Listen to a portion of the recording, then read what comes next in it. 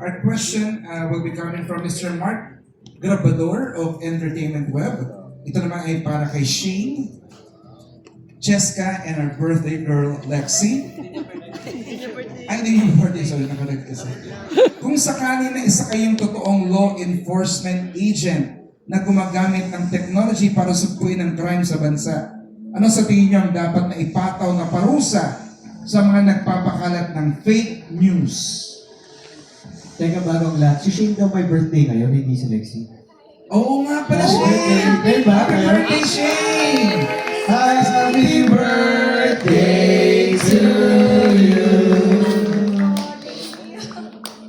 Ayan, John, ano po ulit yung tanong?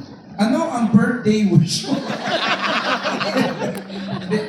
Kung sakali na isa kayong totoong law enforcement agent na gumagamit ng technology para sugpuin ang crime sa bansa, ano sa tingin niyo ang dapat na ipataw na parusa sa mga nagpapakalat ng fake news? I think po dapat talagang ikulong sila. Kasi fake news, dahil po sa mga fake news, madaming mga taong naloloko.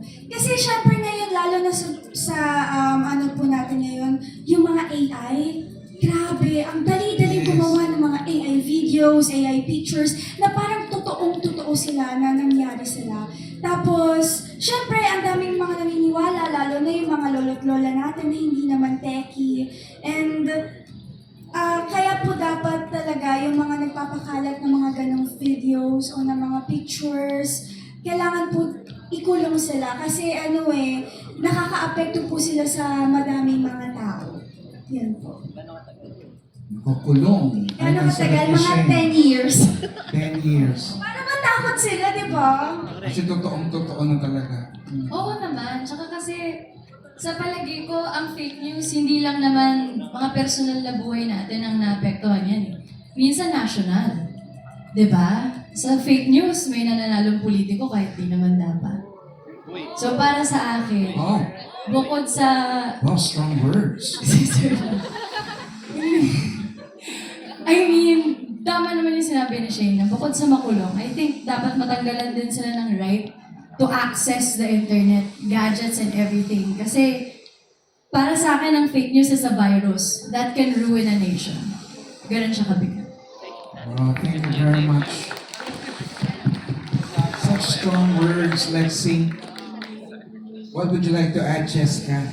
Yes, actually, a lot of people think kasi na internet is just internet, it's not reality. You know, na parang we cannot touch it, intangible siya. But it definitely is a reality nowadays. Lalo na ngayon, nandito, we're all holding our phones, laptops.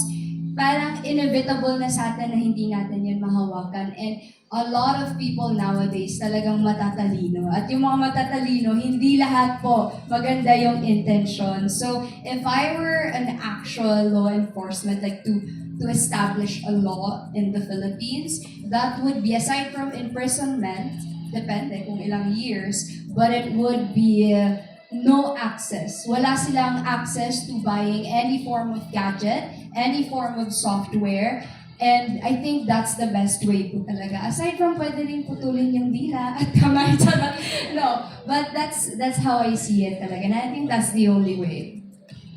Thank you very much. Maraming salamat, Dancing Dean.